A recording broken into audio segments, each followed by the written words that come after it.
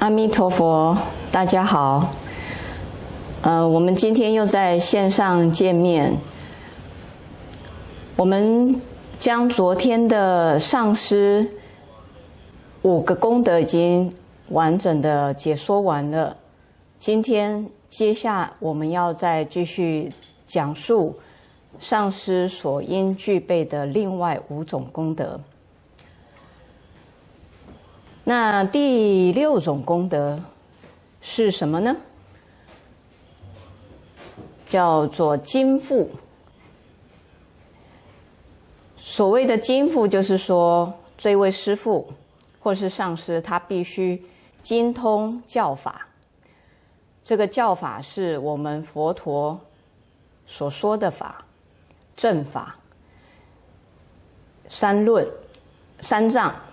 就是有佛所留下来的三藏、12部经，这所有的涵盖再来这个部分。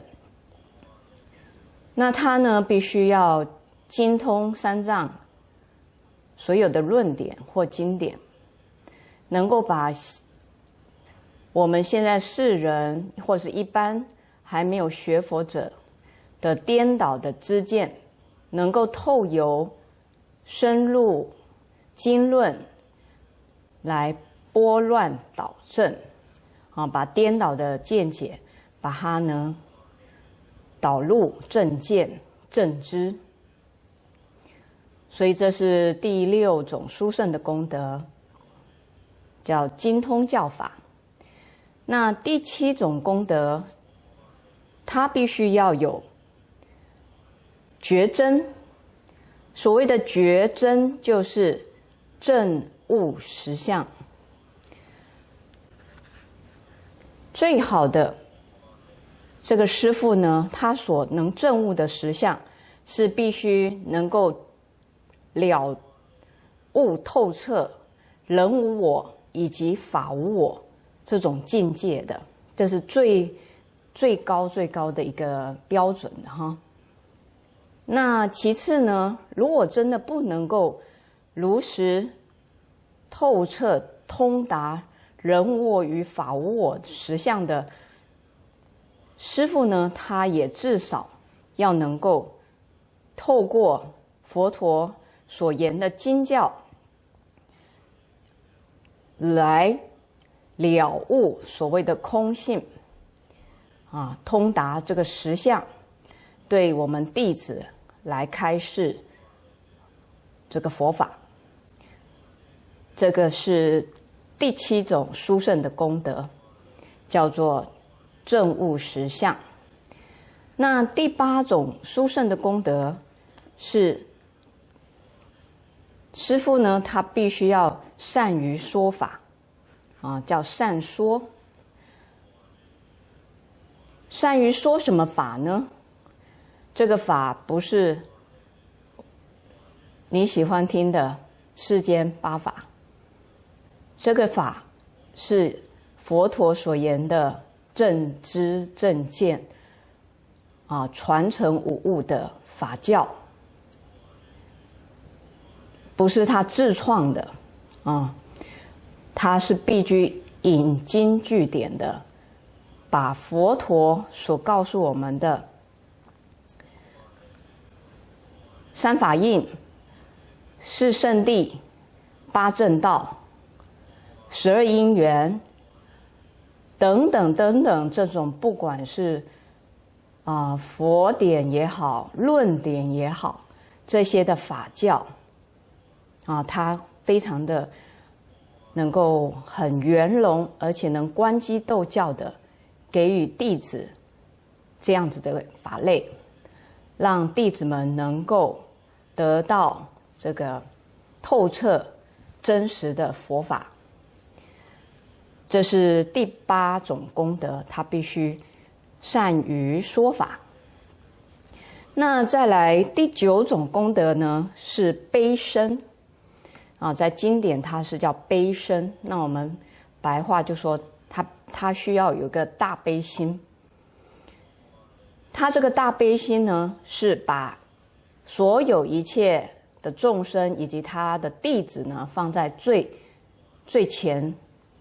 就是把他自己放到最后他那种大悲心对于利益众生、利益他的弟子都是非常非常的深刻的把自己呢是摆到最后，所以这样的师父他必须要有这样的一个心态，就是他的悲心很深邃，非常的想要去帮助所有的一切众生以及他的弟子。好，这是第9种功德。再来最后一个功德就是他必须要教法不厌，在经论里它叫做离退就是他必须要教育他的弟子不厌倦，而且呢孜孜不倦的来去开导他的弟子，引他能够入佛门，学习正法，学习佛法，最后呢能够引导他解脱生死的轮回，最终达到佛果的彼岸。所以一个好的师父以及上师，他必须要具备有殷重殊胜的这种功德，就像我们在之前所说的5种功德，以及今天我们所在解说的这另外5种功德，加起来是有10种功德。他因为有这样子的种殊胜的功德，在他身语意当中去做体现就是给予弟子一个最好的一个身教不是只是在言教而已。所以弟子可以深深刻刻的体悟到、感受到这位师父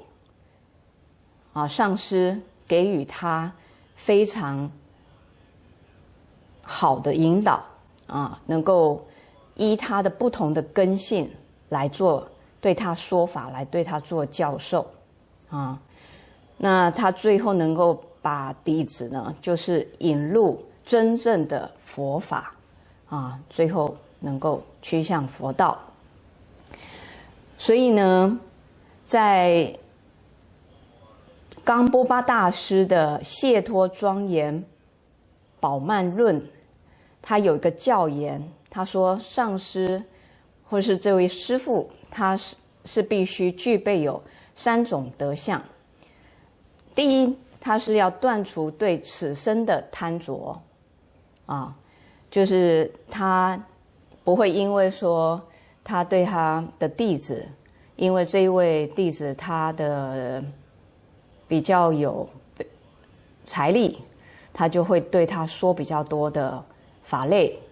那另外一个弟子呢，可能家境比较贫困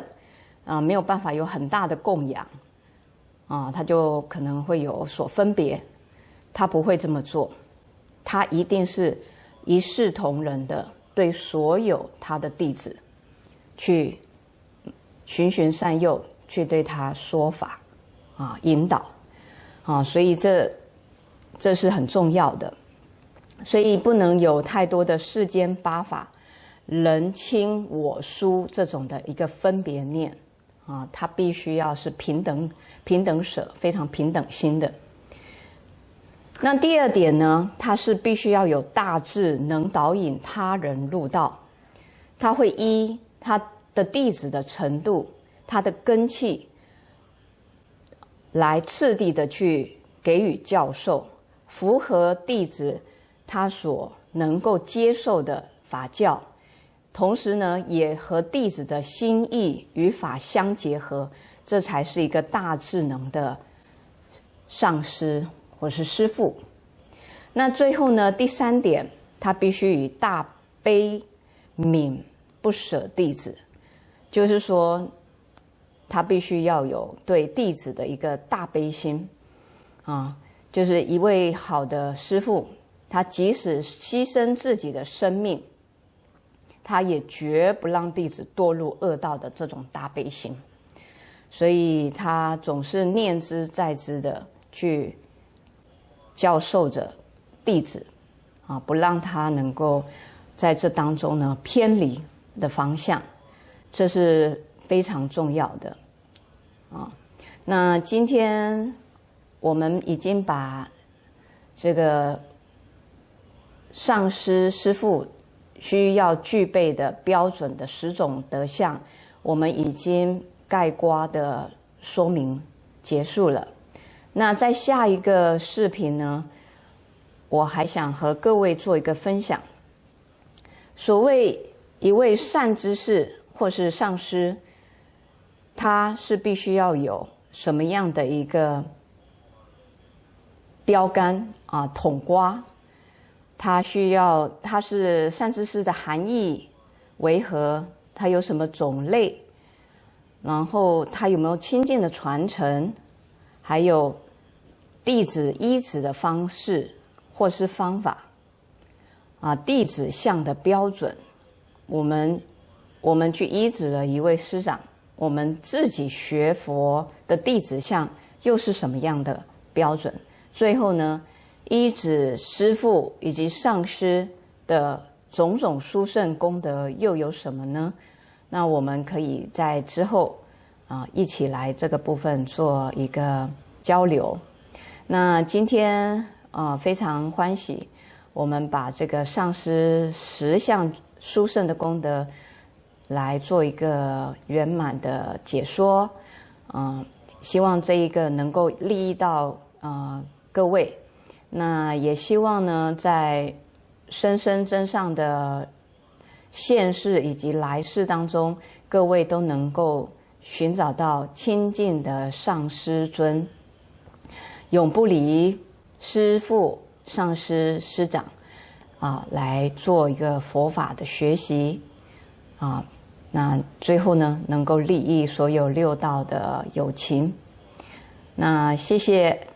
各位，那祝福大家，阿弥陀佛。